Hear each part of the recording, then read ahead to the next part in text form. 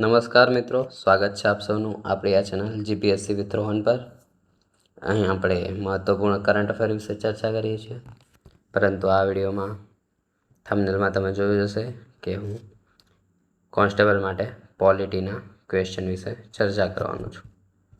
આ પીડીએફ તમને જોઈતી હોય તો ટેલિગ્રામના ગ્રુપ જીપીએસસી વિથ રોહન પરથી મેળવી શકો છો। ગ્રુપમાં જોડાવા માટે આ નંબર 9106982821 પર તમે મેસેજ કરી શકો છો। હાલમાં ગ્રુપમાં જોઈનિંગ ફ્રી છે, તો ઝડપથી જોડાવાનો પ્રયત્ન કરજો। બંધારણના 529 જેટલા મહત્ત્વપૂર્ણ પ્રશ્નો એમસીક્યુ સ્વરૂપે આપણે જોવાના છે, જે આવતીકાલની કોન્સ્ટેબલની એક્ઝામમાં તમને ઇમ્પોર્ટન્ટ બની શકે છે। ગયા વર્ષની પેટર્ન પ્રમાણે જ મેં આ પ્રશ્નો લેવાના પ્રયત્ન કર્યા છે અને 30 માર્કમાંથી તમે ઘણા સારા એવા માર્ક મેળવી શકો છો। તો 1 થી 2 વાર આ વિડીયો જરૂર જોઈને જજો। વિડીયો લાંબો ન થાય એ માટે આપણે શરૂઆત કરી દઈએ અને ઝડપી વિડીયો પૂર્ણ કરવાનો પ્રયત્ન કરીએ। તો પ્રથમ જોશો ક્વેશ્ચન, સંબંધિત અન્ય દેશના ભારતીય દૂતાવાસ એટલે કે એલચી કયા અનુચ્છેદ પ્રમાણે પોતાની નાગરિકતા ગુમાવતો નથી?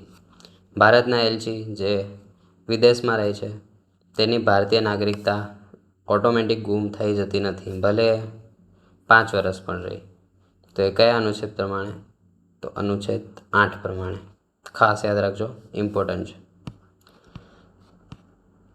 નાગરિકતા એકવાર મળી જાય તો એ કાયમ જ ચાલુ રહે છે। જેમ કે દર વર્ષે હું ભારતીય નાગરિક છું એવું આપણે ફોર્મ ભરવું પડતું નથી। તો એ કયા અનુચ્છેદ પ્રમાણે? તો અનુચ્છેદ 10 પ્રમાણે સતત ચાલુ રહે છે, જ્યાં સુધી આપણે છોડી ન દઈએ અથવા સરકાર એ માટે પગલાં ન ઉઠાવે ત્યાં સુધી। નાગરિકતાના કયા અનુચ્છેદ મુજબ સિટીઝનશીપ એક્ટ 1955ની રચના થઈ છે? તો અનુચ્છેદ 11 મુજબ આ રચના થઈ છે। નીચેનામાંથી કયું જોડકું ખોટું છે? અનુચ્છેદ 5 બંધારણની શરૂઆતમાં નાગરિકતા ભાગ 2માં છે, જેનો પહેલો અનુચ્છેદ જ અનુચ્છેદ 5 છે, એટલે આ તો સાચું છે। અનુચ્છેદ 6 પાકિસ્તાનથી ભારત આવેલા લોકોની નાગરિકતા, એ પણ સાચું છે। અનુચ્છેદ 7 વિદેશમાં રહેતા ભારતીય મૂળના લોકો, તો ના, પાકિસ્તાનમાંથી ભારતમાં આવેલાની નાગરિકતા હોય તો ત્યારબાદ ભારતમાંથી પાકિસ્તાન ગયેલાની નાગરિકતા વિશે છે, એટલે આ 7મું ખોટું છે। આ પહેલો જ પ્રશ્ન આપણે જોઈ ગયા। આ અનુચ્છેદ 8 થશે, એલચી વાળો। અને અનુચ્છેદ 9 રાઈટ છે, વિદેશી નાગરિકતા સ્વીકારનારાઓની નાગરિકતા, ભારતીય નાગરિકતા ગુમાવવી પડે છે એ રીતનું અનુચ્છેદ 9 છે। આગળ મૂળભૂત અધિકાર એટલે કે ભાગ 3, એમાંથી પ્રશ્ન જોઈએ। ભારતીય બંધારણમાં મૂળભૂત અધિકારોનો વિચાર કયા દેશમાંથી લેવાયો છે? તો કે અમેરિકા। મૂળભૂત અધિકારો કયા ભાગમાં છે? તો ભાગ 3, ભાગ 2માં નાગરિકતા, ભાગ 3માં મૂળભૂત અધિકારો। મૂળભૂત અધિકારોમાં કયા અનુચ્છેદ છે? તો 12 થી 35। 11માં નાગરિકતા પતે છે, મૂળભૂત અધિકાર અનુચ્છેદ 12 થી શરૂ થાય 35 સુધી છે। સમાનતાનો અધિકાર કયા અનુચ્છેદમાં છે? 14 થી 18। અસ્પૃશ્યતા નાબૂદી કયા અનુચ્છેદ પ્રમાણે છે? તો કે અનુચ્છેદ 17। 17 पे ખતરા એ રીતના યાદ રાખી શકો છો। અસ્પૃશ્યતા એ ખૂબ જ મોટું દૂષણ છે ભારતનું, તો આ ખતરો 17 પર છે, એવી રીતે તમે યાદ રાખી શકો છો। ઇલકાબોની નાબૂદી કયા અનુચ્છેદ પ્રમાણે છે? ઇલકાબોની નાબૂદી એટલે આ મિત્રો ખતરો એ લોકો માટે છે જે આવા દૂષણો ફેલાવે છે, આપણા જેવા માટે નથી, એ રીતના ખ્યાલ રાખજો। અને યાદ રાખવા માટે આવા રાઇમ હું વાપરું છું, બીજો મારો કોઈ અન્ય મોટિવ નથી। ઇલકાબોની નાબૂદી કયા અનુચ્છેદમાં છે? તો એ 18, 17 પછીના જ અનુચ્છેદમાં। ઇલકાબો એટલે કે વ્યવસાય કે અન્ય કોઈ ડિગ્રી અને આર્મી સિવાયના ઇલકાબ લગાવી શકાશે નહીં, જેમ કે ભારત રત્ન રોહન પટેલ, એ રીતનો કોઈ ઇલકાબ લગાવી શકાય નહીં આપણાથી. આગળ જોઈએ સ્વતંત્રતાનો અધિકાર કયા અનુચ્છેદમાં છે. સ્વતંત્રતાનો અધિકાર 19 થી 22માં. 19માં જ વાણી સ્વતંત્રતા ચાલુ થઈ જાય છે. 20માં ધરપકડ સામે અટકાયત. 21માં શિક્ષણની સ્વતંત્રતા. 22માં એ જ જે સજા મળવાની હોય એ વિરોધી આપણા પણ થોડાક હક્કો હોય છે એના વિશે છે. તો 19 થી 22 સ્વતંત્રતા યાદ રાખજો. જીવન અને વ્યક્તિગત સ્વતંત્રતાનો અધિકાર એ અનુચ્છેદ 19માં છે. વાણી સ્વતંત્રતા પણ 19માં છે. શિક્ષણનો અધિકાર કયા અનુચ્છેદમાં છે તો જણાવી ગયો 21A. એટલે કે 21માં જીવન જીવવાનો અધિકાર છે, એમાં જ સુધારો કરીને 21A ઉમેરવામાં આવી છે, જે શિક્ષણનો અધિકાર છે. મિત્રો જીવન અને વ્યક્તિગત સ્વતંત્રતા આ 12માં અનુચ્છેદ 21 આવશે. મારે થોડી ભૂલ થઈ ગઈ છે. 19 વાણી સ્વતંત્રતા આવશે. જીવન અને વ્યક્તિગત સ્વતંત્રતા 21માં આવશે, ધ્યાન રાખજો. શિક્ષણનો અધિકાર 21Aમાં છે. 6 થી 14 વર્ષના વયને બાળકોને શિક્ષણનો અધિકાર કયા સુધારાથી મળ્યો? આ ખાસ યાદ રાખજો. બંધારણીય સુધારો 86મો 2002 એમાંથી મળ્યો છે. શોષણ વિરોધનો અધિકાર કયા અનુચ્છેદમાં છે? તો શોષણ વિરોધનો અધિકાર 23 અને 24. આ વેઠ પ્રથા અથવા વેશ્યાવૃત્તિ માટે અને આ બાળમજૂરી માટે 24. બધા શોષણ છે માણસો પરના. ધર્મની સ્વતંત્રતા 24 પછી 25 થી 28માં અને લઘુમતીઓ માટે 29, 30. આ રીતે ટૂંકમાં યાદ રાખી શકો છો. બંધારણીય ઉપચારોનો અધિકાર એટલે કે રીટ. મૂળભૂત અધિકારોના ઉલ્લંઘન બદલ ડાયરેક્ટ સુપ્રીમ કોર્ટમાં રીટ જારી કરી શકાય છે, જે અનુચ્છેદ 32 પ્રમાણે છે. અનુચ્છેદ 32ને બંધારણનું હૃદય અને આત્મા કોણે કહ્યું છે? તો કે B.R. આંબેડકરે. આ પૂછાઈ ચૂક્યો સવાલ છે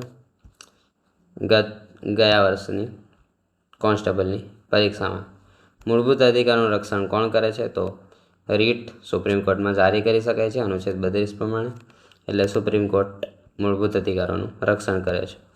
સંપત્તિનો અધિકાર હાલમાં શું છે? તો એ કાનૂની અધિકાર છે. મૂળભૂત અધિકાર હતો અનુચ્છેદ 31માં, જે નાબૂદ કરવામાં આવ્યો છે. સંપત્તિનો અધિકાર કયા અનુચ્છેદ હેઠળ કાનૂની અધિકાર બન્યો છે? તો કે 300A મુજબ. મૂળભૂત અધિકારોને સ્થગિત કરવાની જોગવાઈ કટોકટી દરમિયાન કયા અનુચ્છેદ સાથે સંબંધિત છે? સ્થગિત કરવાની જોગવાઈ તો કે અનુચ્છેદ 358 અને 359 પ્રમાણે મૂળભૂત અધિકારો. કેટલાક મૂળભૂત અધિકારોને સ્થગિત કરી શકાય છે? 20 અને 21 સિવાયના. અનુચ્છેદ 20 અને 21 સિવાયના અધિકારો સ્થગિત કરી શકાય છે કટોકટી સમયે. મૂળભૂત અધિકારોમાંથી કયો અધિકાર સીધો સુપ્રીમ કોર્ટમાં જવાની સત્તા આપે છે? તો કે અનુચ્છેદ 32 એટલે કે રીટ. રીટમાંથી પણ સવાલ આવ્યો હતો ગયા વર્ષે, તો આ ટોપિક ખાસ ધ્યાન રાખજો. સમાનતા સમક્ષ કાયદો એટલે કે કાયદાનું સમાન શાસન અને કાયદા સમક્ષ સૌ સમાન એ કયા અનુચ્છેદમાં છે? તો કે 14. સરકારી નોકરીમાં સમાન તક કયા અનુચ્છેદમાં છે? સરકારી નોકરીમાં આ ખાસ યાદ રાખજો અનુચ્છેદ 16માં. કોન્સ્ટેબલ માટે વધુ આ જ અનુચ્છેદો પૂછાય છે. 14 સમાનતા, 17 અસ્પૃશ્યતા, ભારતનું મોટામાં મોટું દૂષણ છે તે માટે પૂછાય છે. 19 6 સ્વતંત્રતા છે, જેમાં વાણી સ્વતંત્રતા પણ છે. 21 તેમજ અભિવ્યક્તિની સ્વતંત્રતા છે. અને એ જ રીતે એક જ મિનિટ મિત્રો,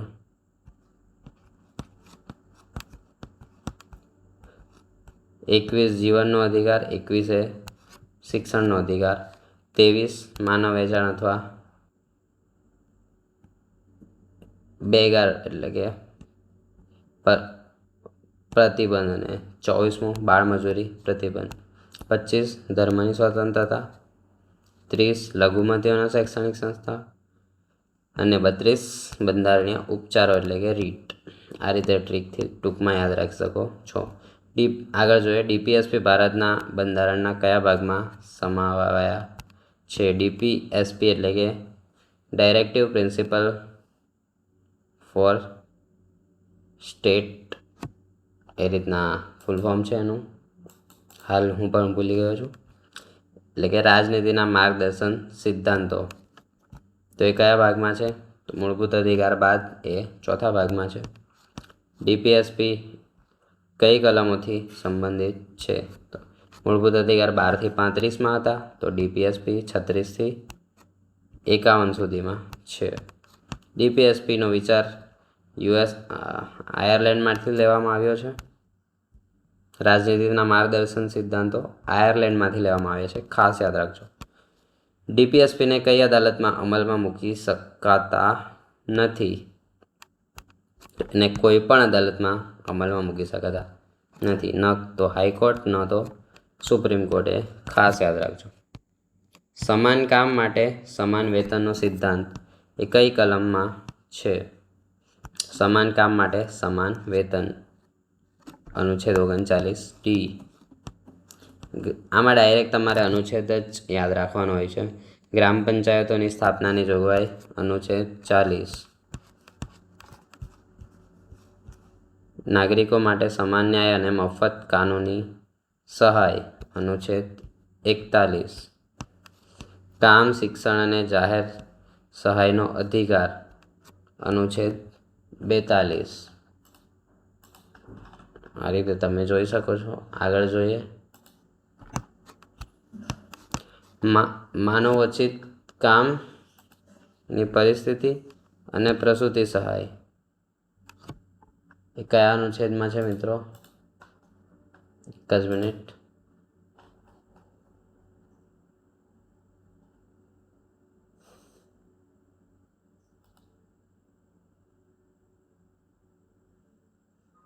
અહીંયા થોડી ભૂલ થઈ ગઈ છે મિત્રો. નાગરિકો માટે સમાન ન્યાય અને મફત કાનૂની સહાય 39 એમાં જ છે, અને સમાન કામ માટે સમાન વેતન 39D માં છે. એ ખાસ યાદ રાખજો. કામ, શિક્ષણ અને જાહેર ખર્ચ માટે સહાય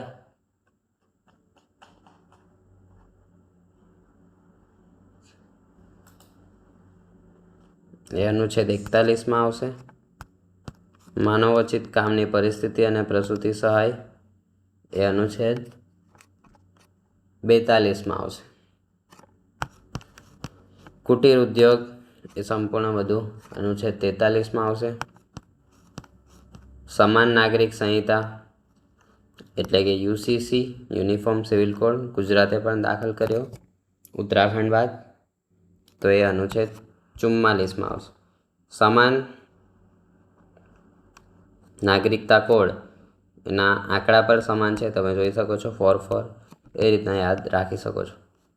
બાળકોને પ્રારંભિક શિક્ષણની જોગવાઈ કઈ કલમમાં છે? તો કે 45. અનુચ્છેદ 21A મૂળભૂત અધિકાર છે, 45માં ઇમ્પોર્ટન્ટ બને છે. અને 51K મૂળભૂત ફરજ ઉમેરવામાં આવી હતી, એ પણ ઇમ્પોર્ટન્ટ છે. આ 3 શિક્ષણ માટેના ટ્રાયેંગલ છે, 21, 45 અને 51K. ખાસ યાદ રાખજો. અનુસૂચિત જાતિ અને અનુસૂચિત જનજાતિના હિતોની રક્ષા કઈ કલમમાં છે? તો ST/SCના હિતોની રક્ષા અનુચ્છેદ 46માં છે. ત્યારબાદ આગળ જોઈએ પોષણ સ્તર અને જાહેર આરોગ્ય માટે એટલે કે જાહેર આરોગ્ય સુધારવાની જોગવાઈ કઈ કલમમાં છે? તો કે અનુચ્છેદ 47. ગૌવંશ અને પશુધનની સુરક્ષા અનુચ્છેદ 48. પર્યાવરણ અને જંગલોના સંરક્ષણની જોગવાઈ અનુચ્છેદ 48A જ છે, ખાસ યાદ રાખજો. એટલે કે ગૌધન અને પશુથી પર્યાવરણ, તો કે પર્યાવરણ 48A જ છે. ત્યારબાદ અંદર પછીથી એડ થયું છે. રાષ્ટ્રીય મહત્વના સ્મારકોના સંરક્ષણની જોગવાઈ અનુચ્છેદ 49માં છે. ખાસ કરીને યુનેસ્કો દ્વારા જે સ્મારક જાહેર કરવામાં આવે છે તેમજ અન્ય પણ જે સરકારના હસ્તાક્ષર કિલ્લા હોય કે રાષ્ટ્રીય મહત્ત્વના સ્મારકોની સંપત્તિ હોય તમામનું સંરક્ષણ કરવું અનુચ્છેદ 49 પ્રમાણે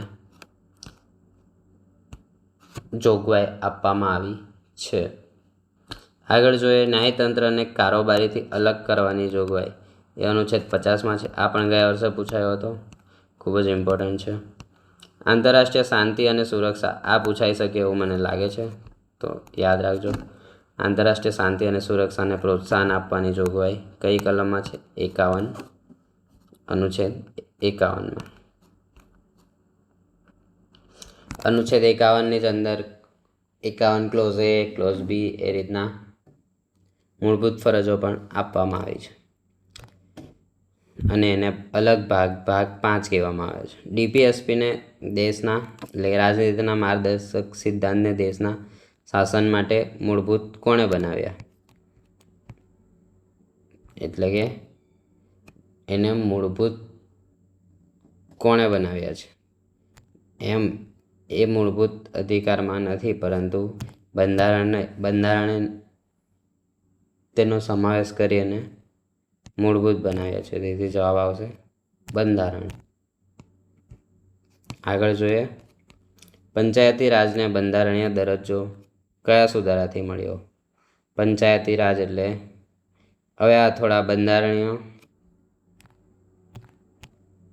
સુધારાના સવાલ છે. જે કંઈ બંધારણીય સુધારા થયા હોય એ જે ખાસ પૂછાય છે તો ધ્યાન આપજો. પંચાયતી રાજ એટલે કે આપણે જે ગ્રામ પંચાયત એ તમામ કયા બંધારણીય સુધારા દ્વારા એડ કરવામાં આવી? તો એ છે 73મો બંધારણીય સુધારો અને 74મા બંધારણીય સુધારા દ્વારા નગરપાલિકા એડ કરવામાં આવી. મતદારોની ઉંમર 21 થી 18 વર્ષ કયા સુધારામાં કરવામાં આવી? તો કે 61મો બંધારણીય સુધારો. મૂળભૂત કર્તવ્યો કયા સુધારાથી ઉમેરવામાં આવ્યા? મૂળભૂત કર્તવ્યો એટલે કે મૂળભૂત ફરજો.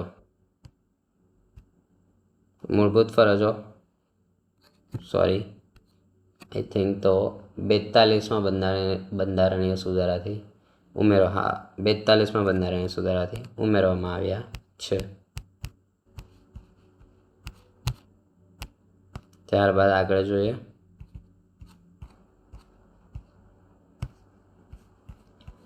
સમાજવાદી અને ધર્મનિરપેક્ષ શબ્દો પ્રસ્તાવનામાં કયા સુધારાથી ઉમેરાયા છે? એ 42મા આમુખમાં આ શબ્દો ઉમેરવામાં આવ્યા છે 42મા બંધારણીય સુધારાથી. સંપત્તિનો અધિકાર મૂળભૂત અધિકારમાંથી દૂર કરીને કાનૂની અધિકાર કરી દેવામાં આવ્યો છે. કયા સુધારાથી કરવામાં આવ્યો છે?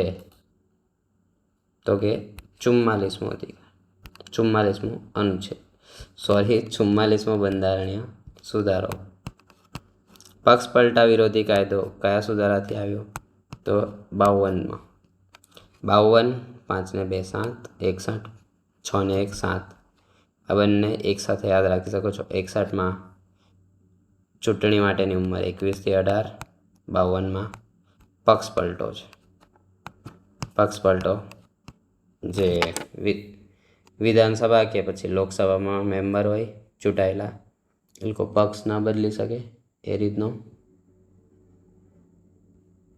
કાયદો લાવવામાં આવ્યો છે. શિક્ષણનો અધિકાર મૂળભૂત અધિકાર કયા સુધારાથી બન્યો? ફરી આવ્યું 86મો બંધારણીય સુધારો 2002. 6 થી 14 વર્ષની ઉંમરના બાળકોને મફત અને ફરજિયાત શિક્ષણ કયા અનુચ્છેદમાં ઉમેરાયું? અનુચ્છેદ 21A.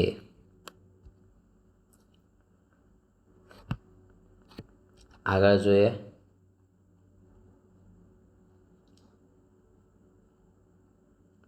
રાષ્ટ્રીય આપાતકાળની જાહેરાતને વધુ કડક બનાવતો સુધારો એટલે કટોકટીની જાહેરાતને વધુ કડક. તો કે 42મા બંધારણીય સુધારામાં એ સહેલી કરી દેવામાં આવી, એટલે કે ખૂબ જ વધુ પડતા સુધારા કરવામાં આવ્યા હતા અને રાષ્ટ્રીય કટોકટી પણ ઇઝીલી લાગુ પડી જતી હતી, તો એ દૂર કરવા માટે 44મો બંધારણીય સુધારો ફરી કરવામાં આવ્યો. એ રીતે તમે યાદ રાખી શકો છો. જીએસટી લાગુ કરવા માટે કયો બંધારણીય સુધારો થયો? જીએસટી એટલે કે 101નો ચાંદલો.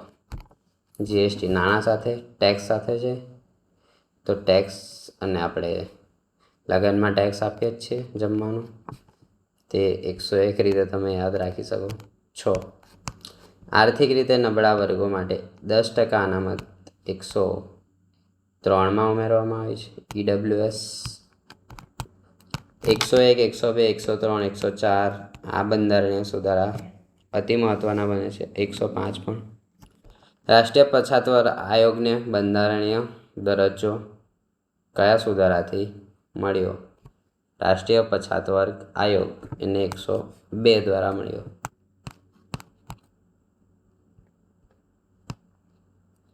આગળ જોઈએ લોકસભા અને વિધાનસભામાં SC/ST અનામતની મુદત 2030 સુધી લંબાવવામાં આવી. કયા સુધારા પ્રમાણે લંબાવવામાં આવી? તો કે 104. બંધારણનો મિની કોન્સ્ટિટ્યુશન કયો સુધારો કહી શકાય? ખૂબ જ વધુ સુધારા થયા હોય એવો 42મો સુધારો, ખૂબ મોટો સુધારો થયો, વધુ સુધારા થયા હતા અંદર, તેથી તેને મિની કોન્સ્ટિટ્યુશન પણ કહેવામાં આવે છે. રાષ્ટ્રપતિની ચૂંટણીમાં કેન્દ્ર શાસિત પ્રદેશોના પ્રતિનિધિઓને સામેલ કરનાર સુધારો કયો છે? રાષ્ટ્રપતિની ચૂંટણીમાં કેન્દ્ર શાસિત પ્રદેશ એટલે કે યુનિયન ટેરેટરીના પ્રતિનિધિ પણ સામેલ થશે એવો સુધારો કેટલામો સુધારો હતો? તો એ છે 70મો સુધારો. 10મી અનુસૂચિ કયા સુધારાથી ઉમેરાઈ? 10મી અનુસૂચિ એટલે કે પક્ષ પલટાની, તો કે 52. આ રીતે પણ પૂછી શકે છે. જીએસટી પરિષદની રચના કયા સુધારા પ્રમાણે જોઈએ આપણે? 101. સહકારી મંડળીનો દરજ્જો એટલે કે DPSPમાં અનુચ્છેદ 43માં આ રીતની મંડળી હોવી જોઈએ એવી સુવિધા છે. તો એ બંધારણીય સુધારા 97 પ્રમાણે 2011માં. NGAC માટે કયો સુધારો થયો? રાષ્ટ્રીય ન્યાયિક નિમણૂક આયોગને બદલે એટલે કે આ નાબૂદ કરી દેવામાં આવ્યું હતું, તો આ ફરી પાછું આ 99માં સુધારો થયો હતો. મૂળભૂત અધિકારોમાં સુધારો કરવાની સંસદની સત્તા સ્વીકારનાર કેસ કયો છે? કેસ પણ અતિ ઇમ્પોર્ટન્ટ બને છે, તો કેસ વિશે હવે આગળ જોઈએ. મૂળભૂત અધિકારોમાં સુધારો કરવાની સંસદની સત્તા સ્વીકારનાર કેસ એ છે શંકરી પ્રસાદ કેસ. ખાસ યાદ રાખજો આ મિત્રો. 1951. ત્યારબાદ આગળ જોઈએ. સંસદ મૂળભૂત અધિકારોમાં સુધારો કરી શકતી નથી એવો નિર્ણય શેમાં આવ્યો? તો કે ગોલકનાથ કેસમાં. પહેલા શંકરી પ્રસાદ કેસ કે મૂળભૂત અધિકારોમાં સુધારો કરવાની સંસદની સત્તા સ્વીકારવામાં આવી શંકરી પ્રસાદમાં, પરંતુ ગોલકનાથ કેસમાં તેને ફરી નકારી દેવામાં આવી અને મૂળ માળખાનો સિદ્ધાંત, મૂળ ઢાંચાનો સિદ્ધાંત કેશવાનંદ ભારતી કેસમાં આપવામાં આવ્યો કે સંસદ સુધારા કરી શકે છે બંધારણમાં, પરંતુ એના મૂળ ઢાંચામાં સુધારો કરી શકતી નથી.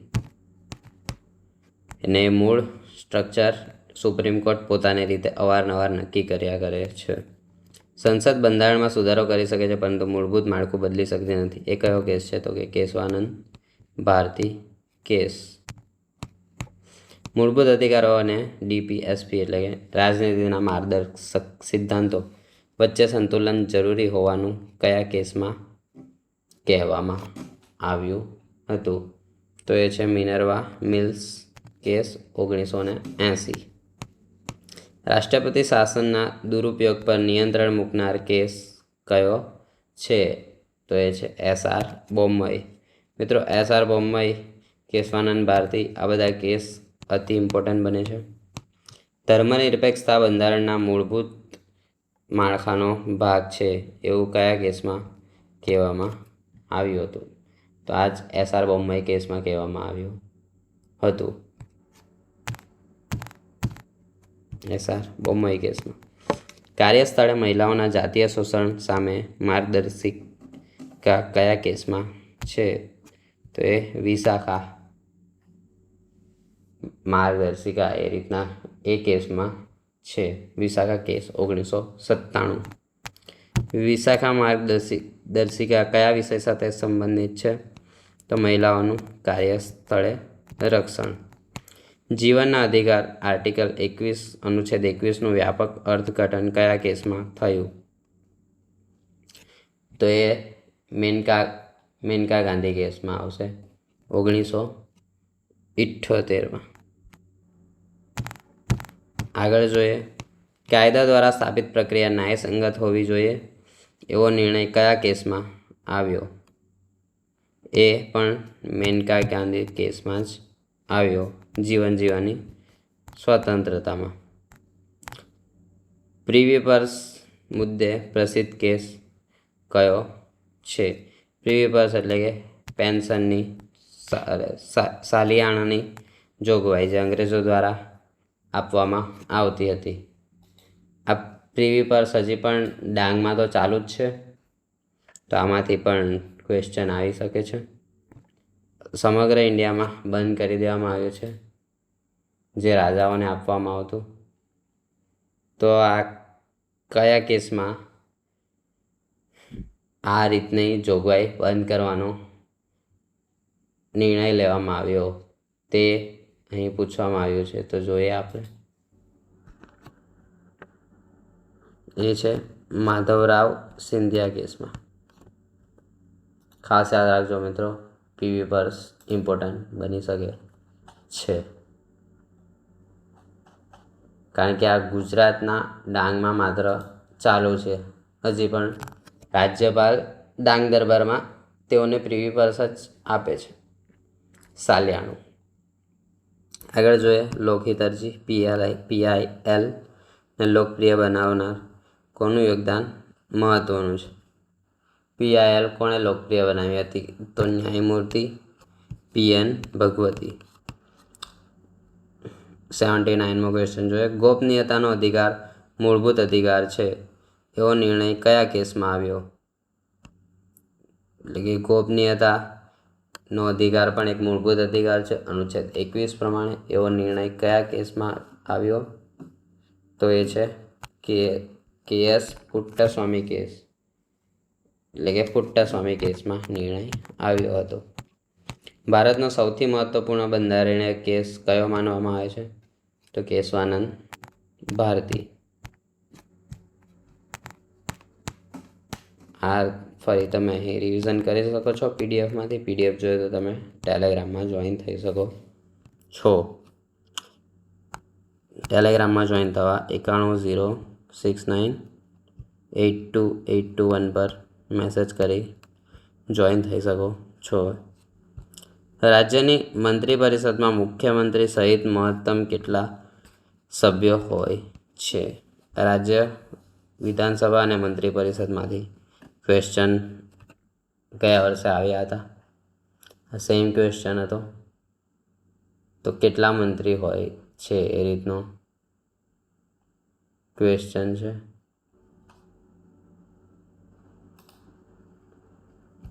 વિધાનસભાની કુલ સંખ્યાના 15% હોય છે, જે લોકસભામાં પણ સેમ હોય છે. રાજ્યની મંત્રી પરિષદમાં લઘુત્તમ કેટલા મંત્રીઓ હોવા જોઈએ? લઘુત્તમ એટલે કે ઓછામાં ઓછા કેટલા મંત્રી હોવા જોઈએ? તો એ છે 12. રાજ્યની મંત્રી પરિષદના કદ અંગેની જોગવાઈ કયા બંધારણીય સુધારાથી ઉમેરાઈ છે? કદ કેટલું હોવું જોઈએ? તો એ 91માં સુધારા દ્વારા નક્કી કરાયું છે. વિધાન પરિષદની કુલ સભ્ય સંખ્યા વિધાનસભાની કુલ સભ્ય સંખ્યાના કેટલાથી વધુ ન હોઈ શકે? વિધાન પરિષદની કુલ સભ્ય સંખ્યા વિધાનસભાની કુલ સભ્ય સંખ્યાના કેટલાથી વધુ ન હોઈ શકે? જે રાજ્યમાં વિધાન પરિષદ છે ત્યાંની વાત છે. તો 1/3. વિધાન પરિષદની લઘુત્તમ સભ્ય સંખ્યા કેટલી? લઘુત્તમ તો આટલી હોવી જ જોઈએ, તો કે 40. રાજ્યપાલ વિધાન પરિષદના કેટલા સભ્યોની નિમણૂક કરે છે? તો 1/6 આવશે આઈ થિંક. તો યસ, 1/6. વિધાન પરિષદના 1/3 સભ્યો કોણ ચૂંટે છે? ખાસ યાદ રાખજો, 1/6 રાજ્યપાલ નિમણૂક કરે છે, 1/3 ને સ્થાનિક સ્વરાજની સંસ્થા ચૂંટે છે. ધન વિધેયક જોઈએ કે નાણાં બિલ, એને વિધાન પરિષદમાં કેટલા દિવસ માટે રાખી શકાય? તો 14 દિવસ. આગળ જોઈએ, સામાન્ય વિધેયકને વિધાન પરિષદ પ્રથમ વખત કેટલા સમય સુધી રોકી શકે છે? તો 3 મહિના જ રોકી શકે છે. પરંતુ સામાન્ય વિધેયકને બીજી વખત મોકલવામાં આવે તો માત્ર 1 મહિના જ રોકી શકે છે. રાજ્ય વિધાનમંડળના બંને ગૃહ વચ્ચે મતભેદ થાય તો સંયુક્ત બેઠક થાય, તો એમાં થતી નથી. ખાસ યાદ રાખજો, વિધાન ઘણીવાર પૂછી શકે છે. ગયા વર્ષે એટલા તો વિધાનવાળા કોન્સ્ટેબલમાં ન હતા. મોટે ભાગે PSI અને 1-2ની એક્ઝામમાં વિધાનવાળા વાક્ય વધુ હોય છે. ગયા વર્ષની કોન્સ્ટેબલની એક્ઝામમાં મેં જે રીતના પ્રશ્નો આપું છું એવા જ સેમ ટુ સેમ 1 લાઇનમાં જ MCQ હતા. તો ધ્યાનથી વિડીયો સમજવાનો પ્રયત્ન કરજો. રાજ્યમાં વિધાન પરિષદની રચના અથવા નાબૂદી માટે વિધાનસભામાં કેવા પ્રકારનો ઠરાવ પસાર કરવો જોઈએ? તો વિધાન પરિષદની રચના માટે વિશેષ બહુમતી રચના અથવા નાબૂદી માટે વિશેષ બહુમતી જરૂરી છે. રાજ્ય વિધાનસભાની બેઠક માટે ગણપૂર્તિ એટલે કે કોરમ કેટલી હોય છે? તો 1/10. મોટે ભાગે 1/10 જ હોય છે. વિધાનસભાના સ્પીકર પોતાનું રાજીનામું કોને આપે છે? તો ઉપસ્પીકરને આપે છે. આ વાયસા વર્ષા કોન્સેપ્ટ છે. ઉપસ્પીકર સ્પીકરને આપે છે. વિધાન પરિષદના ચેરમેન પોતાનું રાજીનામું કોને આપે છે? વિધાન પરિષદના ચેરમેન પોતાનું રાજીનામું ઉપચેરમેનને આપે છે. આ લોકસભા અને રાજ્યસભામાં પણ એવું જ છે. તો અહીંથી તમે એ પણ સમજી શકો છો. માફ કરજો, આ નંબરિંગ થોડી મિસ્ટેક થઈ ગઈ છે. રાજ્યની મંત્રી પરિષદ સામૂહિક રીતે કોને જવાબદાર છે? તો રાજ્યની મંત્રી પરિષદ સામૂહિક રીતે વિધાનસભાને જવાબદાર છે. રાજ્યની વિધાનસભાનો ઉલ્લેખ કયા અનુચ્છેદમાં છે? 170માં છે વિધાનસભાનો ઉલ્લેખ. રાજ્ય વિધાનમંડળનો ઉલ્લેખ કયા અનુચ્છેદમાં છે? 168માં. વિધાનસભા રાજ્યનું કયું ગૃહ છે? તો કે નીચલું ગૃહ છે. વિધાન પરિષદ ઉપલું ગૃહ છે. વિધાનસભાની લઘુત્તમ સભ્ય સંખ્યા 60 છે. વિધાનસભાની મહત્તમ સભ્ય સંખ્યા, તો મહત્તમ કેટલી હોય છે? 500. આ ગોવા વિધાનસભાનો ક્વેશ્ચન છે, એટલો ઇમ્પોર્ટન્ટ નથી. એમાં 40 છે. વિધાનસભાનો કાર્યકાળ 5 વર્ષ, સેમ એઝ લોકસભા. વિધાનસભા ભંગ કોણ કરી શકે? તો રાજ્યપાલ. અને લોકસભા રાષ્ટ્રપતિ. વિધાનસભા માટે ઉમેદવારની ન્યૂનતમ ઉંમર 25 વર્ષ, સેમ લોકસભા જેવી. વિધાન પરિષદ માટે 35, સેમ રાજ્યસભા જેવી. વિધાન પરિષદનો કાર્યકાળ કાયમી ગૃહ છે, એનો કાર્યકાળ નથી, એના સભ્યોનો કાર્યકાળ હોય છે 6 વર્ષ. અને વિધાન પરિષદના કેટલા સભ્યો દર 2 વર્ષે નિવૃત્ત થાય છે? તો કે એક છે 3 સભ્યો. આ સેમ રાજ્યસભા જેવું છે. વિધાન પરિષદના સભ્યોનો કાર્યકાળ 6 વર્ષ, રાજ્યસભાના સભ્યોનો કાર્યકાળ પણ 6 વર્ષ. વિધાન પરિષદની રચના કયા અનુચ્છેદ હેઠળ થાય છે? તો એ છે અનુચ્છેદ 171. હાલમાં ભારતમાં કેટલા રાજ્યોમાં વિધાન પરિષદ છે? 6. આ બાજુ મહારાષ્ટ્ર, કર્ણાટક, યુપી, બિહાર અને આંધ્રપ્રદેશ તેમજ તેલંગાણા સ્ટેટ TS. આ 6 સ્ટેટમાં છે વિધાન પરિષદ. ગુજરાતમાં વિધાન પરિષદ નથી. વિધાન પરિષદની રચના અથવા નાબૂદી કોણ કરી શકે છે? વિધાન પરિષદની રચના અથવા નાબૂદી રાજ્ય વિધાનસભાની વિશેષ ઠરાવથી જ થાય છે. વિધાન પરિષદ બનાવવા અથવા નાબૂદ કરવાનો અધિકાર કોને છે? એ રાજ્યપાલને. રાજ્યપાલને જ ના, એ સંસદને આવશે. ધ્યાન આપજો થોડું. વિધાન પરિષદ બનાવવાનો અથવા નાબૂદ કરવાનો અધિકાર સંસદને છે. ધન વિધેયક પ્રથમ કયા ગૃહમાં રજૂ થાય છે? તો કે વિધાનસભા, લોકસભાની જેમ જ.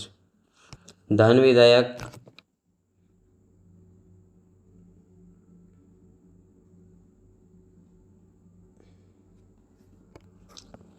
વિધેયક અંતે અંતિમ સત્તા કોની છે? તો એ અંતિમ સત્તા છે વિધાનસભાની. ધન વિધેયકને વિધાન પરિષદમાં કેટલા દિવસ રોકી શકાય? તો કે 14 દિવસ. રાજ્યમાં મંત્રી પરિષદ સામૂહિક રીતે કોને જવાબદાર છે? સામૂહિક રીતે કોને જવાબદાર છે મિત્રો? તો કે વિધાનસભાને. થોડા ક્વેશ્ચન રિપીટ થઈ ગયા છે. આ અનુચ્છેદ ઇમ્પોર્ટન્ટ છે. વિધાનસભા, વિધાન મંડળ હોવું જોઈએ, એક વિધાન પરિષદ, એ રીતના અનુચ્છેદ છે. આગળ જોઈએ ચૂંટણી પંચ વિશે. ચૂંટણી પંચ માત્ર નહીં પરંતુ બંધારણીય, બિન બંધારણીય અને વૈધાનિક સંસ્થા, ન્યાયિક સંસ્થા વિશે જોઈએ. તો ચૂંટણી પંચ કઈ સંસ્થા છે? તો એ બંધારણીય સંસ્થા છે. અનુચ્છેદ 324માં એનો ઉલ્લેખ છે. હા, જોઈ શકો છો તમે. UPSC પણ બંધારણીય સંસ્થા છે. એનો ઉલ્લેખ 315માં છે. નિયંત્રણ અને મહાલેખા પરીક્ષક કેગ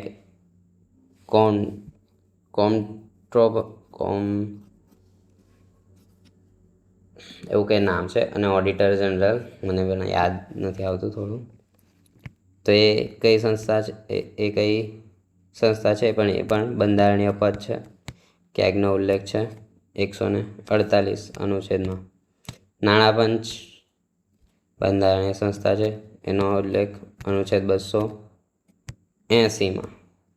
રાષ્ટ્રીય અનુસૂચિત જાતિ આયોગ એ પણ બંધારણીય સંસ્થા છે અને એનો ઉલ્લેખ 338માં છે. અને 338 એમાં અનુસૂચિત જનજાતિ આયોગ વિશે ઉલ્લેખ છે. આ રીતે ઇમ્પોર્ટન્ટ અનુચ્છેદ તમે ડાયરેક્ટ યાદ રાખી શકો છો. બધા યાદ રાખવાની જરૂર નથી. નીતિ આયોગ આ ગયા વખતે પૂછાયો હતો. નીતિ આયોગ નીચેનામાંથી કઈ સંસ્થા બંધારણીય નથી એવું પૂછાયું હતું. તો ઓપ્શનમાં તો નીતિ આયોગ. તો નીતિ આયોગ બિન બંધારણીય સંસ્થા છે. એ બંધારણીય સંસ્થા નથી. કેવી છે? બિન બંધારણીય. નીતિ આયોગની સ્થાપના ક્યારે થઈ? તો 2015માં. આયોજન પંચની સ્થાપના ક્યારે થઈ? આયોજન પંચને બદલે જ નીતિ આયોગ આવ્યું છે. આયોજન પંચની સ્થાપના 1950માં થઈ હતી.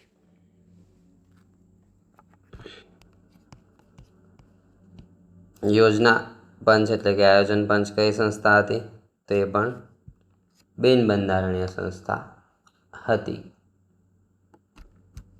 રાષ્ટ્રીય વિકાસ પરિષદ કઈ સંસ્થા છે? એ પણ એક બિન બંધારણીય સંસ્થા છે. જીએસટી પરિષદ એ બંધારણીય સંસ્થા છે. 101માં બંધારણીય સુધારા દ્વારા ઉમેરવામાં આવે છે અનુચ્છેદ 279 એ ક્લોઝ એમાં. આંતરરાજ્ય પરિસર કયા અનુચ્છેદ હેઠળ છે? તો એ 263 અનુચ્છેદ મુજબ. 280 નાણાં પંચ, આ 315 યુપીએસસી ચૂંટણી પંચ, 263 જ. બીજું આ રીતે 3 યાદ હોય તો પણ તમે એલિમિનેટ કરી શકો છો. આંતરરાજ્ય પરિષદ કઈ સંસ્થા છે? હાલમાં જ જોઈએ, બંધારણીય સંસ્થા છે. ભારતીય લઘુમતીના વિશેષ અધિકારોનો ઉલ્લેખ લઘુમતીઓના વિશેષ અધિકાર 350(b)માં આપવામાં આવ્યું છે. રાષ્ટ્રીય માનવ અધિકાર આયોગ એ કેવી સંસ્થા છે? એ એક વૈધાનિક સંસ્થા છે. નેશનલ હ્યુમન રાઇટ કાઉન્સિલની સ્થાપના કયા કાયદા હેઠળ થઈ હતી? તો હ્યુમન રાઇટ 1993. કેન્દ્રીય માહિતી આયોગ CIC એ પણ એક વૈધાનિક સંસ્થા છે. આ બધા ખાસ પૂછાઈ શકે એવા છે, કેન્દ્રીય માહિતી આયોગને એ બધા. એ કયા કાયદા હેઠળ? તો કે RTI એક્ટ 2005 મુજબ. લોકપાલ કઈ સંસ્થા છે? લોકપાલ પણ વૈધાનિક સંસ્થા છે. લોકપાલનો કાયદો ક્યારે આવ્યો? 2013માં. કેન્દ્રીય સતર્કતા આયોગ એ પણ વૈધાનિક સંસ્થા છે. CVCનો વૈધાનિક દરજ્જો ક્યારે મળ્યો? એ આઈ થિંક 2015 ઓર મારે પણ જોવું પડશે મિત્રો, એક જ મિનિટ.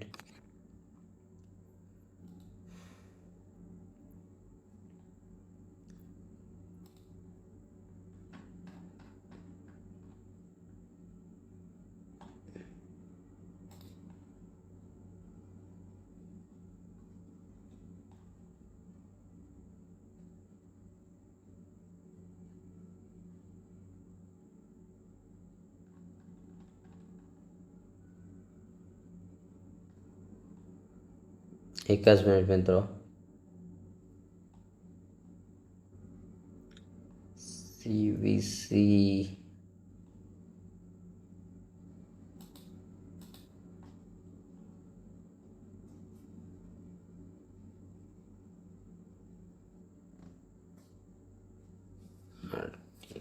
લોકપાલની જોગવાઈ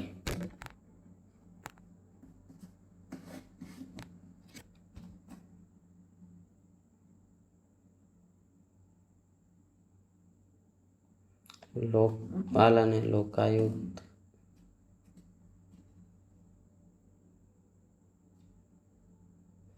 CVCને વૈધાનિક દરજ્જો 2003માં મળ્યો છે.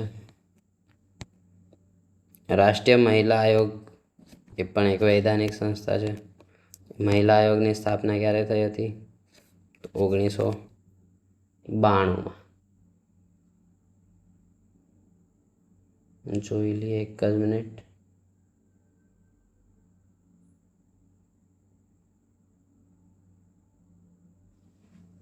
આઈ થિંક તો 1992માં જ થઈ હતી.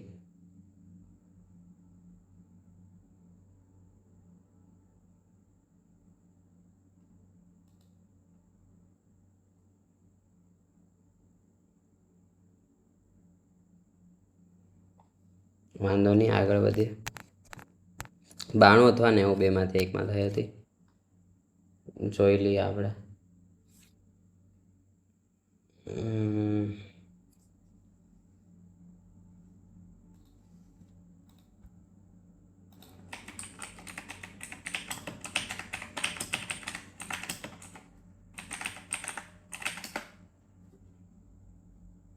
ઓકે, 1992માં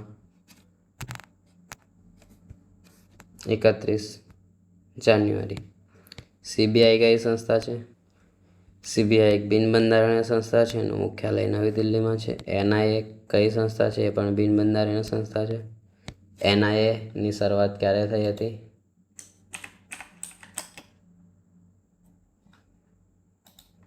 એનઆઈએની શરૂઆત 2008માં થઈ હતી. National investigation agency 2008.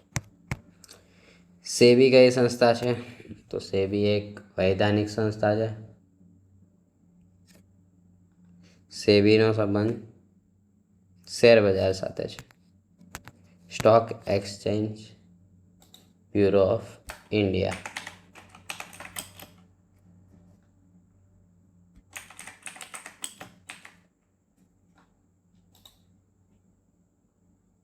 સ્ટેચ્યુટરી એટલે કે એક વૈધાનિક બોડી, વૈધાનિક સંસ્થા છે. આરબીઆઈ પણ વૈધાનિક સંસ્થા છે. આરબીઆઈની સ્થાપના 1935. રિઝર્વ બેંક ઓફ ઇન્ડિયા નીચેનામાંથી કઈ સંસ્થા બંધારણીય નથી? તો કે નીતિ આયોગ. આ ક્વેશ્ચન ગયા વખતે આવ્યો હતો. નીચેનામાંથી કઈ સંસ્થા વૈધાનિક છે? યુપીએસસી તો બંધારણીય છે. ચૂંટણી પંચ બંધારણીય છે. નાણાં પંચ બંધારણીય છે. એનએચઆરસી નેશનલ હ્યુમન રાઇટ કાઉન્સિલ. બંધારણમાં મૂળભૂત કર્તવ્યો, મૂળભૂત ફરજો ઉમેરવાની ભલામણ કઈ સમિતિએ કરી? આ સમિતિ પણ ખૂબ જ ઇમ્પોર્ટન્ટ છે. તો મૂળભૂત ફરજો ઉમેરવાની ભલામણ સુવર્ણસિંહ સમિતિએ કરી હતી. પંચાયતી રાજની ભલામણ કરનાર પ્રથમ સમિતિ કઈ? પંચાયતી રાજની ભલામણ કરનાર પ્રથમ સમિતિ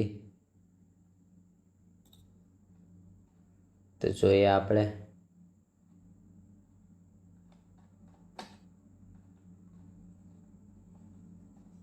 એક જ મિનિટ મિત્રો.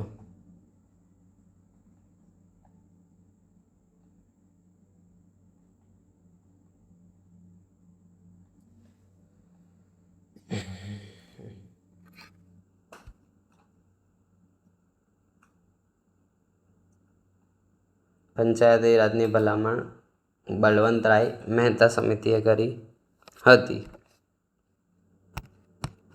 બળવંતરાય મહેતા સમિતિની રચના ક્યારે થઈ હતી? તો કે 1957માં. આગળ જોઈએ બળવંતરાય મહેતા સમિતિ કેટલા સ્તરીય પંચાયતી રાજની ભલામણ કરી હતી? તો ત્રિસ્તરીય. દ્વિસ્તરીય પંચાયતી રાજની ભલામણ કઈ સમિતિએ કરી હતી? તો એ આઈ થિંક અશોક મહેતા. હા યસ, અશોક મહેતા સમિતિ. ખાસ યાદ રાખજો, અશોક મહેતાએ દ્વિસ્તરીય, બળવંતરાય મહેતાએ ત્રિસ્તરીય. પંચાયતને બંધારણીય દરજ્જો આપવાની ભલામણ કઈ સમિતિએ કરી હતી?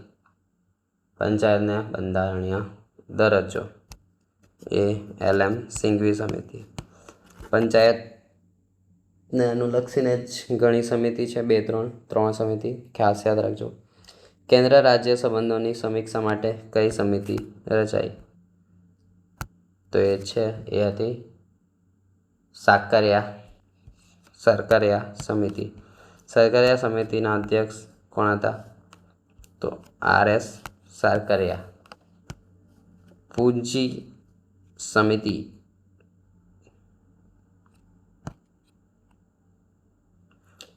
કેન્દ્ર રાજ્ય સંબંધ અંગે તાજેતરની મહત્વની સમિતિ કઈ છે? તો એ છે પૂંજી સમિતિ. શિક્ષણ ક્ષેત્રે 10+2+3 એટલે કે 10 ધોરણ, પછી 2 ધોરણ, ત્યારબાદ 3 વર્ષ કોલેજ ગ્રેજ્યુએશનની પદ્ધતિની ભલામણ કઈ સમિતિએ કરી હતી? તો એ કોઠારી સમિતિ. એ શિક્ષણ સાથે સંકળાયેલ છે. તે જ સવાલ આગળ છે. કોઠારી સમિતિ સંબંધ કયા ક્ષેત્ર સાથે છે? તો કે શિક્ષણ. ચૂંટણી સુધારાની ભલામણ કઈ સમિતિએ કરી હતી? ચૂંટણી સુધારાની ભલામણ દિનેશ ગોસ્વામી સમિતિએ કરી. ગુનાહિત તત્વો અને રાજકારણના સંબંધ અંગે કઈ સમિતિ હતી? ગુનાહિત તત્વો અને રાજકારણ અંગે વોહરા સમિતિ. વોહરા સમિતિ કયા વર્ષમાં નીમવામાં આવી હતી? તો વોહરા સમિતિ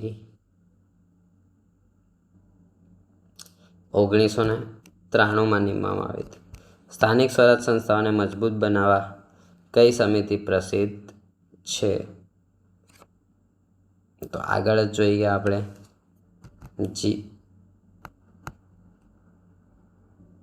માફ કરજો, મારો વિડીયો ચાલુ થઈ ગયો હતો. GVK રાવ સમિતિ. રાજ્યપાલની ભૂમિકા અંગે ભલામણ કરનાર સમિતિ કઈ સમિતિ છે? રાજ્યપાલની ભૂમિકા અંગે ભલામણ કરનાર સમિતિ તો એ પણ સરકારિયા સમિતિ. મૂળભૂત ફરજો કયા બંધારણીય સુધારા દ્વારા ઉમેરાયા? તો એ 42. 84 સમિતિનો મુખ્ય સંબંધ મૂળભૂત ફરજો સાથે છે. સંબંધીય સમિતિઓના આધુનિકરણ સાથે જોડાયેલી સમિતિ ઠુંગન સમિતિ છે. પંચાયતી રાજ માટે જિલ્લાને મુખ્ય એકમ ગણાવનાર સમિતિ કઈ છે પંચાયતી રાજમાં? તો એ અશોક મહેતા સમિતિ જ થશે. દ્વિસ્તરીય ગ્રામ પંચાયત. મંડળ કમિશન એના અધ્યક્ષ હતા BB મંડળ. મંડળ કમિશન શેના માટે હતો? તો કે OBC માટે. OBC માટેની 27% અનામતની ભલામણ માટે મંડળ કમિશન હતો.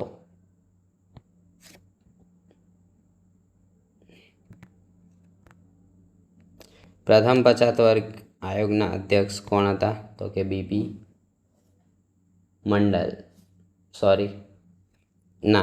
એ BB મંડળ નહીં આવશે. પ્રથમ પછાત વર્ગ આયોગના અધ્યક્ષ હતા કાકા કાલેલકર. કાકા કાલેલકર આયોગ કયા વર્ષે રચવામાં આવ્યો? તો 1953. સંસદ અને રાજ્ય વિધાનસભાની કાર્યક્ષમતા અંગે કઈ સમિતિ જાણીતી છે? એ છે ઠુંગન સમિતિ. ખાસ યાદ રાખજો. રાજ્ય સ્વાયત્તતા અંગે રાજ મન્નાર સમિતિ ક્યાં રચી? તમિલનાડુ. રાજ મન્નાર સમિતિ મુખ્ય વિષય કયો હતો? તેનો કેન્દ્ર રાજ્ય સંબંધ જ હતો. પંચાયતોને લોકશાહીની પાયાની સંસ્થા ગણાવનાર સમિતિ કઈ? પંચાયતને લોકશાહીનો પાયો એ હતી LM સિંઘવી સમિતિ. GVK રાવ સમિતિ કયા વર્ષે રચાઈ? 1985. જિલ્લા પરિષદને વિકાસનું કેન્દ્રબિંદુ બનાવવું કોની ભલામણ હતી? GVK રાવ સમિતિ. 73માં બંધારણીય સુધારાને સૌથી વધુ આધાર કઈ સમિતિની ભલામણોમાંથી મળ્યો? 73માં બંધારણીય સુધારો એટલે કે ગ્રામ પંચાયતને સૌથી વધુ આધાર LM સિંઘવી સમિતિમાંથી મળ્યો. ચૂંટણીમાં રાજ્ય ભંડોળ અંગે ભલામણ કઈ સમિતિએ કરી? દિનેશ ગોસ્વામી સમિતિ. મૂળભૂત ફરજો કયા દેશમાંથી પ્રેરિત છે? USSR, Russia. OBC અનામત અમલ લાવવા માટે પ્રસિદ્ધ સુપ્રીમ કોર્ટ એ છે ઇન્દિરા શાહની કેસ. પૂંજી સમિતિના અધ્યક્ષ કોણ હતા? MM પૂંજી. સરકારિયા સમિતિ કયા વર્ષે રચાઈ હતી? તો કે 1983. મંડળ કમિશન 1980માં ચુકાદો આવ્યો હતો 1979.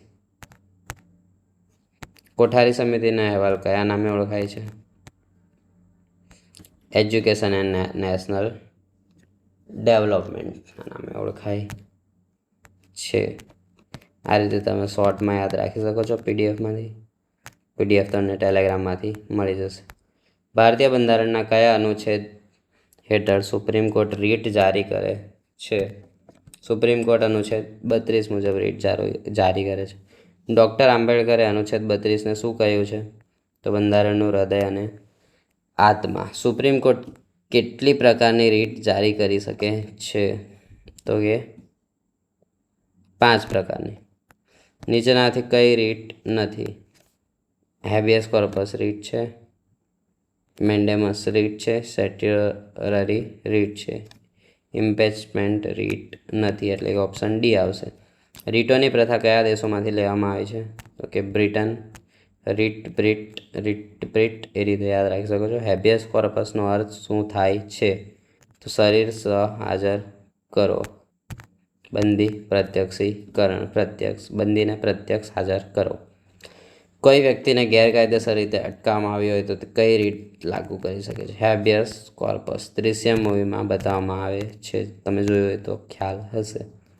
વ્યક્તિગત સ્વતંત્રતાની રક્ષા માટે સૌથી અસરકારક રીત કઈ છે? તો એ જ હેબિયસ કોર્પસ.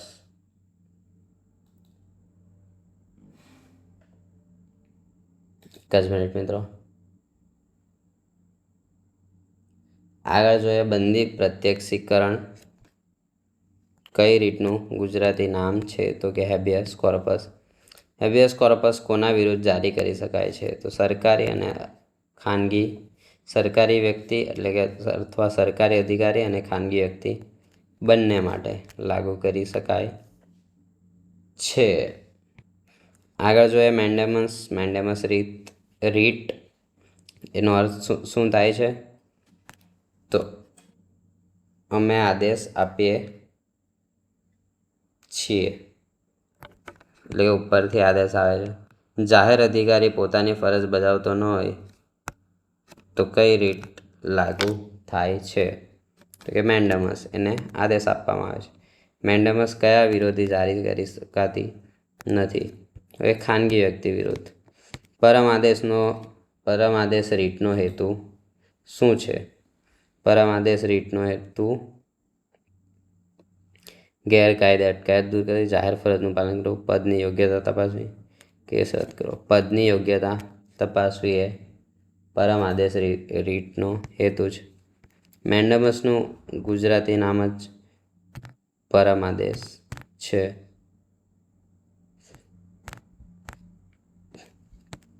પ્રોહિબિશનનો અર્થ શું થાય છે? પ્રોહિબિશન એટલે કે કાર્યવાહી બંધ કરો. નીચલી અદાલત પોતાની સત્તાની બહાર કાર્ય કરતી હોય તો કઈ રીત લાગુ પડે? પ્રોહિબિશન એટલે કે આ કાર્ય અટકાવો.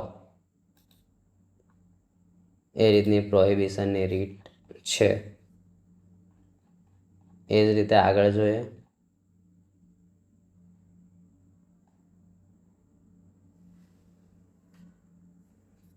આગળ પ્રોહિબિશન રીટ ક્યારે જારી થાય છે? કાર્યવાહી દરમિયાન.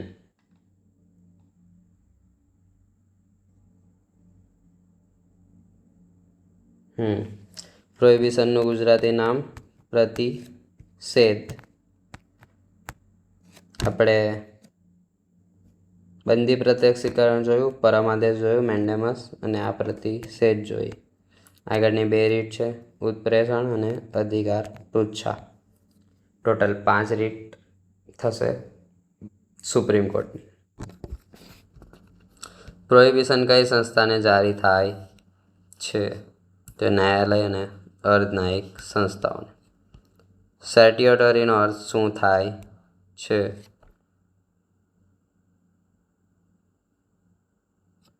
માહિતી માટે મંગાવવું, એટલે કે માહિતી આગળ મંગાવવી. સેટ્યુટરી રીટ ક્યારે જારી થાય છે? તો નિર્ણય પછી જારી થાય છે. કારણ કે નિર્ણય આવી જાય પછી એમાં કંઈ ભૂલ લાગે તો એને ઉપર મોકલો, એ રીતનું ઉત્પ્રેષણ, એને ઉપર આવવા દો, એ રીતની સેટ્યુટરી રીટ છે. ગેરકાયદે નિર્ણય રદ કરવા કઈ રીત વપરાય? તો કે સેટ્યુટરી. સેટ્યુટરીનું ગુજરાતી નામ ઉત્પ્રેષણ છે. પ્રોહિબિશન અને સેટ્યુટરી વચ્ચે મુખ્ય તફાવત શું છે? પ્રોહિબિશન નિર્ણય પહેલાં લેવાય છે, સર્ટ્યુટરી નિર્ણય પછી લેવાય છે. કયો વોરંટ જારી કરવાનો છે એ રીતના યાદ રાખી શકો છો. તો એમાં તમે કયા અધિકારથી આ પદ પર છો એવું જે તે અધિકારીને પૂછી શકાય છે.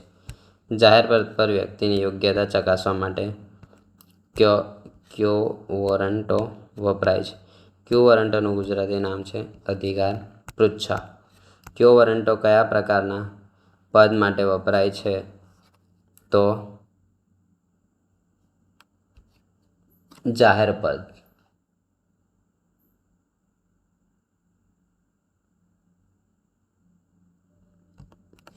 જો કોઈ અયોગ્ય વ્યક્તિ સરકારી પદ પર હોય તો કઈ રીત વપરાય છે.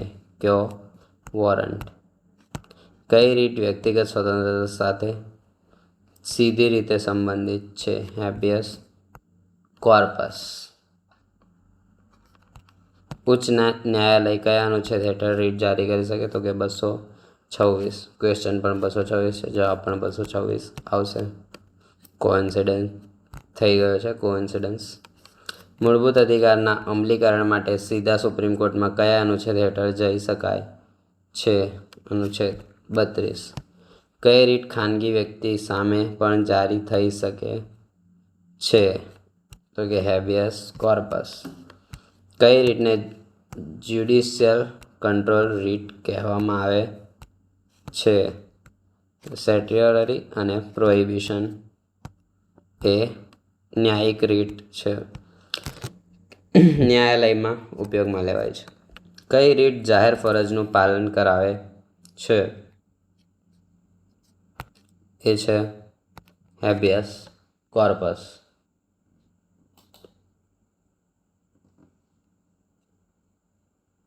સોરી, મેન્ડેમસ આવશે.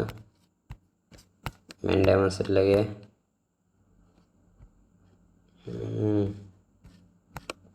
મેન્ડેમસનો અર્થ શું જોયો આપણે?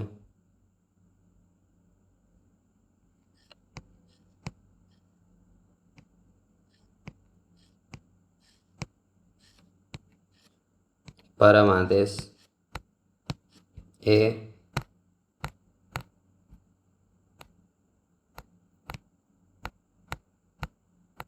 જાહેર ફરજનું પાલન કરાવે. પરમ આદેશ મેન્ડેમસ બરાબર છે.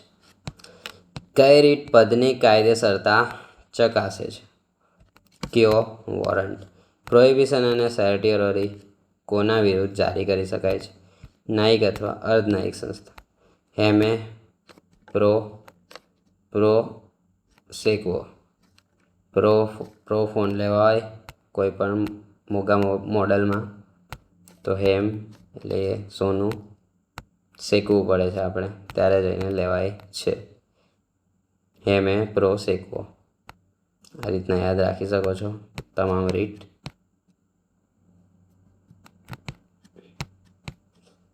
તો અત્યાર સુધી આટલું જ રાખીએ મિત્રો. અન્ય પાર્ટ 2માં હું અપલોડ કરીશ.